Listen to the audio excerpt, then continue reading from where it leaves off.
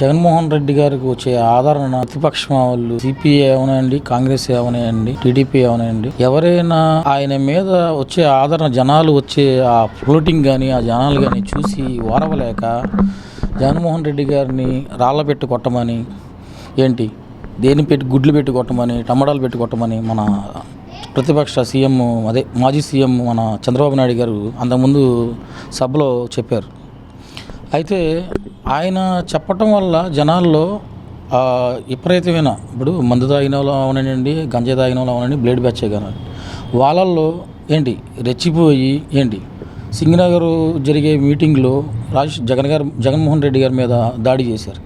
అది ఏంటంటే ప్రతిపక్ష వాళ్ళు ఈ ఎలక్షన్ మూమెంట్లో అతనే సింపతి కోసం చేపించుకున్నారు అనేసి అంటున్నారు. ఎవరైనా దాడి చేపించేది ఇప్పుడు ఆ రాయి ఉంది, అది ఎక్కడ తగిలితో తెలియదు. కరెక్ట్గా మనం గురి చూసి కొట్టాలంటే అది ఎవరి వల్ల కాదు. ఎంత సీనియరు మోస్ట్ కరెక్ట్గా గురి చేసి కొట్టే ఆయన కూడా అది చేయాలంటే అసంభవం. అంత జనాలలో వెళ్ళి అది రాయి కరెక్ట్గా తగలాలనేది మాత్రం ఉండదు. ఏంటి వీళ్ళు చేసే బురద జల్లుతున్నారు మన జగన్మోహన్ రెడ్డి గారి మీద. అది కావాలని జగన్మోహన్ రెడ్డి గారిని చంపటానికే చేసిన ప్లాన్ అది ఇప్పుడు కాదు, ఏంటి ఎప్పుడో చేసిన ప్లాన్ అది. ఆ ప్లాన్ ప్రకారమే వాళ్ళు చేశారు. వాళ్ళు ఏంటంటే అమాయకుల్ని వాళ్ళు వాడుకున్నారు. అది చేసింది మొత్తం టీడీపీ వాళ్ళే చేపించారు. ఏంటి అది బయటికి రావటానికి కొద్దిగా టైం పట్టింది, ఎలక్షన్ టైం కాబట్టి. అది ఆల్రెడీ పోలీసు వాళ్ళు దర్యాప్తు చేస్తున్నారు, ఆల్రెడీ బయటికి వస్తుంది. ఏంటంటే అది రావటం వల్ల ఎవరెవరు ఈ దీంట్లో ముద్దాయిలు ఉన్నారో, ఎవరెవరు A1 A3 A4 ఎవరెవరు ఉన్నారో ముఖ్య వీళ్ళకి సలహా ఇచ్చిన వాళ్ళందరూ మాత్రం బయటకు వస్తారు. జగన్మోహన్ రెడ్డి గారిని ఆ దేవుడే కాపాడారు. ఏంటి ఆయన అలా ఉండటం మాకు చాలా ఆనందంగా ఉంది జగన్మోహన్ రెడ్డి గారు. ఎందుకంటే ప్రాణం కొద్దిగా కిందకు దిగినా కన్నుపోయేది, తర్వాత ఇక్కడ కంఠం ఉంటుంది. అది ఏంటంటే చిన్న రాయి పెట్టి ఒక గోలీ పెట్టి ఇలా చివరి నుంచి కొట్టినా కూడా అది చాలా డేంజర్ ప్లేస్. అది అంత కంకర రాయి వాళ్ళు జోబుల్లో పెట్టుకొని అంత పగడ్బందీగా వాళ్ళు సింగినగరు వడ్రీ కాలనీ దగ్గర నుంచి అక్కడ దాకా వాళ్ళు వెళ్ళారంటే అది ప్లానింగ్ ప్రకారం లేకోకుండా అప్పటికప్పుడు చేయాల్సింది. అయితే ఎక్కడైనా చేయొచ్చు ఆ దాడి, ఎక్కడైనా వాళ్ళు కొట్టుకోవాలంటే. ఇప్పుడు ఒక మనిషి మీద జగన్మోహన్ రెడ్డి గారి మీద పగ ఉందంటే ఎక్కడైనా మీటింగ్లో కొడితే పెద్ద విషయమే ఉండదు. అది ప్లాన్ ప్రకారం జరిగింది. ఆ ప్లాన్కి సలహాదారులు ఎవరో, ఏంటి A1 ఎవరో, A3 ఎవరో, A4 ఎవరో మొత్తం బయటకు వస్తారు. దర్యాప్తు జరుగుతుంది.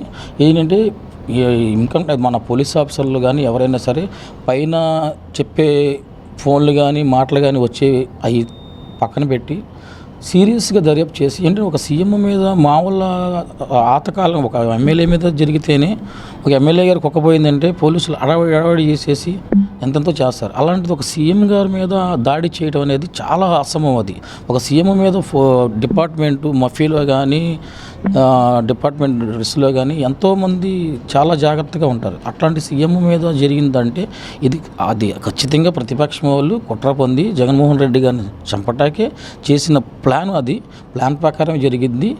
ఏంటి వాళ్ళు ఎవరనేది తొందరగా బయటకు వస్తారు.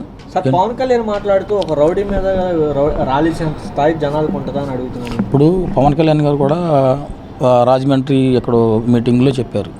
కడప నుంచి బ్లేడ్ బ్యాచ్ని దింపారు, ఒక 2000 మందిని దింపారు నన్ను చంపేయడానికి, లేదంటే మా మీటింగ్లో 4 చంపేయడానికి ప్లాన్ చేశారు. ఏంటి ఆ ప్లాన్ చేసేసి అది అల్లరి చేద్దాం అనేసి అన్నారు. అది ఎవరు చేస్తారండి? ఇప్పుడు వాళ్ళ మీద మనం దాడి చేయటం వల్ల వాళ్ళకి సింపతి వెతికి వాళ్ళకి పేరు వస్తుంది. అది ఏ రాజకీయ నాయకులు చేయరు. ఎందుకంటే ఇప్పుడు జరిగిన సంఘటన మాత్రం జగన్మోహన్ రెడ్డి గారిని చంపటానికి ప్లాన్ చేసింది తప్ప ఆయన కొట్టాలనేది అయితే ఏముంది. 4 రాళ్ళు విసిరేస్తే అది పెద్దది ఉండదు. చంపటానికి ప్లాన్ చేసింది. ఆ రాయిలు కూడా ప్రత్యేకంగా ఎక్కడి నుంచో అవి తెప్పించారు. సూదిగా ఉన్నాయంట రాయి. ఆ రాయి కానీ సరిగ్గా ఇక్కడ కంఠం దగ్గర తగిలితే మాత్రం ప్రాణం 5 నిమిషాల్లో పోయే సిచ్యువేషన్ ఉంటుంది. అలాంటి చోట తప్పి ఆల్రెడీ కన్ను కూడా పోయేది. కన్ను ఒకవేళ అన్మిస్ట్ కనిపోయేది, లేదంటే ప్రాణమే పోయేది. అసలు ప్రాణం తీయడానికే ప్లాన్ చేశారు.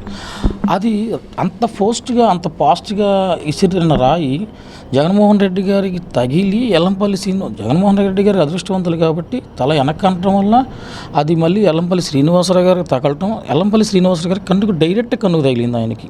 అదేంటంటే టీవీలో ఆల్రెడీ నేను చూశాను. అది జగన్మోహన్ రెడ్డి గారి తలకి తగిలి తర్వాత ఎమ్మటనే ఎల్లంపల్లి శ్రీనివాసరావు గారి కన్నుకు తగలటం వల్ల ఆయనకి గుడ్డు మొత్తం కమిలిపోయి చాలా ఇబ్బంది పడ్డారు ఆయన. ఇది ఏంటంటే ప్లాన్ ప్రకారం జరిగిన సిచ్యువేషను. మరి కొంతమంది ఒక రాయే ఇద్దరికి ఎలా తగిలిద్దని అడుగుతున్నారు. అది ఆల్రెడీ టీవీలో చూస్తే అది జగన్మోహన్ రెడ్డి గారికి తలకు తగిలి ఏంటంటే ఇక్కడ బొనికి కానీ ఇది గట్టిగా ఉంటుంది, అక్కడ తగలటం వల్ల ఆ తగిలి ఎల్లంపల్లి శ్రీనివాసరావు గారికి టచ్ అయింది. అది క్లియర్గా టీవీలో కనపడుతుంది. అది 100% నేను పర్టికులర్గా 3-4 సార్లు చూసాను సిచ్యువేషన్.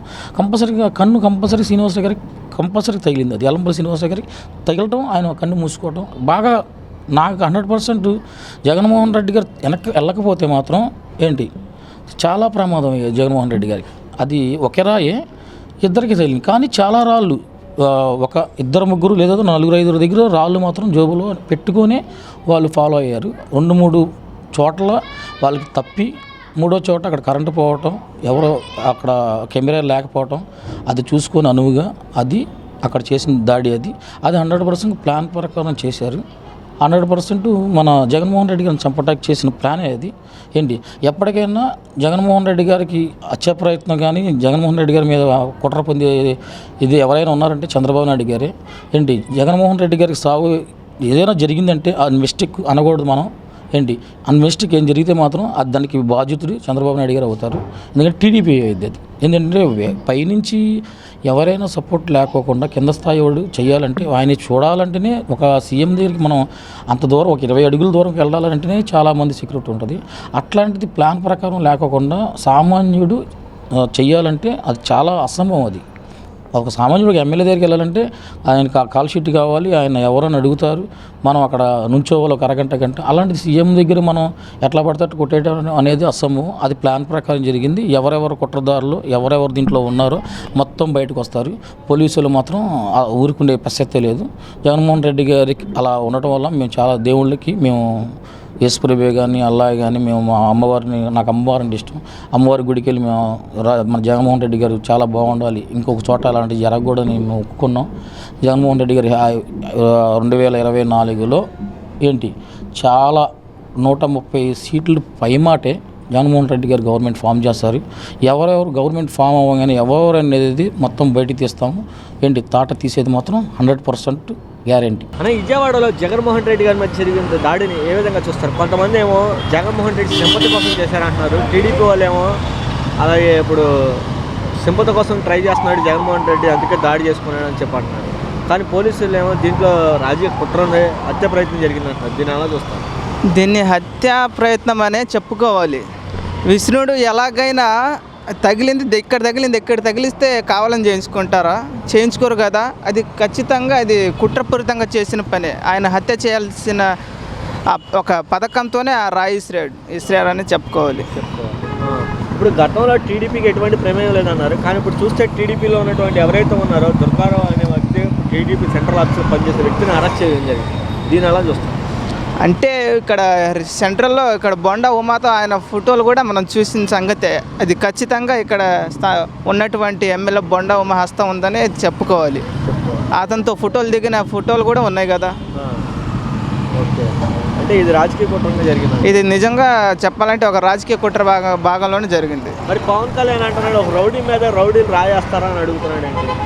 రౌడీ అంటే ఆయనే రౌడీ అనే చెప్పుకోవాలి. ఇంకా పిచ్చివాళ్ళ ఊగుతాడు. ఎక్కడో పిఠాపురం అంట, గతంలో పోటీ చేశాడు భీమవరం గాజువాక, మళ్ళీ పిఠాపురంలో వచ్చాడు. అక్కడే పోటీ చేయలేనోడు ఇక్కడేం గెలుస్తాడు? అతను ఒక స్టాండ్ లేదు, నోటికి ఏదికి వస్తే అది మాట్లాడతాడు. ఒక పద్ధతి లేదు, పాడు లేదు. అలాంటి రాష్ట్రాన్ని ఎలా పరిపాలిస్తాడో చాలా చెప్పుకోవాల్సిన అవసరం లేదు. మరి జగన్ గారి గోండా రౌడీ ఇతను దించేయాలండి, రాష్ట్రంలో అరాచక పాలన పెరిగిపోయింది, దించేయాలంటున్నాడు. ఎలా అనుకుంటాం మనం? గుండా అయితే 5 సంవత్సరాలు పరిపాలించాడు. అనేక పథకాలు, సంక్షేమం, అనేక అభివృద్ధి కార్యక్రమాలు చేపట్టారు. ఇప్పుడు ఆయన గుండా ఎలా ప్రజలకు తెలుసు, దాదాపు 10 సర్వేల దాకా వైసీపీ గెలుస్తుందన్న ఒక అభిప్రాయంతో చెప్తున్నాయి సర్వేలు కూడా. ఒక కుట్రలో భాగంగానే జగన్మోహన్ రెడ్డి గారి పైన ఎలాగైనా ఆయన హత్య చేయాలి, అతని మీద ఒక దుర్మార్గమైన మచ్చ తేవాలని తెస్తున్నారు ప్రతిపక్షాలు కూడా. మరి చంద్రబాబు నాయుడు కూడా తిడుతున్నాడు కదా జగన్ గారు. అంటే ఇంకా అదే కదా కుట్ర. అంటే నీవు వెళ్ళే స్థలంలో కరెంటు కూడా ఇచ్చుకోలేని పరిస్థితిలో ఉన్నావా, నువ్వు దిగిపో, నువ్వు రాజీనామా చేయని అడుగుతున్నాడు కదా. అంత సీన్ లేదు, జగన్మోహన్ రెడ్డి గారిని దించే ప్రసక్తి అయితే లేదు. ఆయన ప్రజల్లోకి వెళ్ళిపోయారు, ప్రజల మనిషి. ఇంకా ఇప్పుడు కాదు, రాబోయే 20 సంవత్సరాలు కూడా ఆయన పరిపాలన సుజావుగా సాగుతుంది. ఎందుకంటారు అంత నమ్మకం? అంత నమ్మకం అంటే ఏ రోజున పేదల గురించి ఆలోచించే ముఖ్యమంత్రి ఎప్పుడైనా చూసాం మనం? జగన్మోహన్ రెడ్డి ఒక గాంధీజీ కళలు కన్నా గ్రామ స్వరాజ్యాన్ని తెచ్చి అవడం జరిగింది. గ్రామంలోనే విలేజ్ క్లినిక్, సచివాలయం, అనేక ఆసుపత్రులు, చాలా అనేక రిసోర్స్ కూడా తేవడం జరిగింది కదా. నువ్వు ఎలాంటి మార్పులు చూసావు ఈ రాష్ట్రంలో 5 ఏళ్లలో? 5 ఏళ్ళలో అంటే గతంలో ఏదైనా పథకం అందాలంటే ఒక ఎమ్మెల్యే దగ్గర వెళ్ళి అక్కడ ఎమ్మెల్యే దగ్గరికి వెళ్ళి అర్హత ఉంటే అది కూడా వివక్ష చూపేవారు అక్కడ కూడా. ఇప్పుడు అలా లేదు, కేవలం ఇంటి దగ్గరికి వచ్చి అర్హత ఉంటే చాలు. పార్టీ లేదు, వివక్ష లేదు, రాజకీయం లేదు, అన్ని విధాలుగా సజావుగా సాగుతుంది పథకాలు కూడా. మరి ఇప్పుడు ఈ రాష్ట్రంలో ఇప్పుడు ఈ దుర్మార్గమైనటువంటి జగన్ దించేయాలంటే కూటమి కావాలంటున్నాడు ఏంటి మరి చంద్రబాబు నాయుడు? కూటమి ప్రజలు నమ్మరు కదా. చంద్రబాబు గతంలో ఎన్ని చెప్పారు? రైతులు రుణమాఫీ అన్నాడు, డ్వాక్రా రుణమాఫీలు అన్నావు, ఏమైనా నెరవేర్చుకున్నాడు ఆయన? ఏ ఒక్క హామీని నిలబెట్టుకోలేవాడు. జగన్మోహన్ రెడ్డి మేనిఫెస్టోలో ఏదైతే చెప్పాడో ప్రతి ఒక్క హామీని నెరవేర్చాడు. ఆయన ప్రజలు నమ్మారు, నమ్ముతారు కూడా. ఆయన మళ్ళీ ఆయనే సీఎం కూడా అవుతారు కూడా. రానిరంటున్నారు వీళ్ళు. అంత సీన్ లేదు, సర్వేలే చెప్తున్నాయి కదా. దాదాపు 10 సర్వేలు మొత్తం వైసీపీ దాదాపు 22 ఎంపీ సీట్లు, 130 ఎమ్మెల్యే సీట్లు గెలుస్తాయని చెప్తున్నాయి కదా. ఖచ్చితంగా చేయించుకున్నాడు సర్వేలు. అంత సీన్ లేదు. జగన్ గారు ఎలా చేయించుకుంటారంటే రిపబ్లిక్, ఎన్డీటీవీ సర్వేలు అన్నీ కూడా చెప్తున్నాయి కదా. అవన్నీ సొంత మీడియా కాదు కదా, నేషనల్ సర్వేలు కదా. అన్నప్పుడు కడప నుంచి వచ్చినటువంటి జగన్మోహన్ రెడ్డి విజయవాడ రాగానే ఎందుకంటే దాడి జరిగింది? విజయవాడ అంటే ఆయన మొన్న బొండ ఉమ్మ గారు కొండపైన అమ్మవారు, కొండ కింద అమ్మవారు అనే ఒక మాట అన్నారు. నిజంగా ఆయన ఒక కుట్రపూరితంగానే చేశారు ఇక్కడ విజయవాడలో. కడప నుంచి వచ్చాం కాదు, ఎక్కడైనా ఆయనకు అభిమానులు ఉంటూనే ఉంటారు. ఇదంతా ఒక కుట్రలో భాగంగానే జరిగింది దాడి. ఇదే ఏరియా? మాది వినకొండ, పల్నాడు జిల్లా అండి. ఎలా ఉంది అక్కడ? ప్రస్తుతం హోరాహోరీగానే ఉంది ప్రస్తుతం. మళ్ళీ వైసీపీ వచ్చే ఛాన్సే ఉంది అటు కూడా. రాబోయే రోజుల్లో మరింత ఉద్యోగ అవకాశాలు కూడా దొరికే అవకాశం ఉంది మన రాష్ట్రానికి. మరి ఇప్పుడు వీళ్ళంతా జనసేన, టీడీపీ, బీజేపీ ఒకవైపు వస్తున్నారు, జగన్ గారు ఒకవైపు వస్తున్నారు. ఎలా ఉంది? జనసేన, బీజేపీ అంటే గతంలో చూసాము ఒక కూటమితోనే వచ్చారు 2014లో కూడా. ఇప్పుడు కూడా అలాగే జనాల్ని మోసం చేయాలి, మభ్య పెట్టాలి, అనేక దొంగ హామీలతో వస్తున్నారు. ప్రజలు నమ్మరు. అప్పుడే నమ్మారు, ఒకసారి నమ్మారు ప్రజలు, ఇంకోసారి నమ్మరు కదా.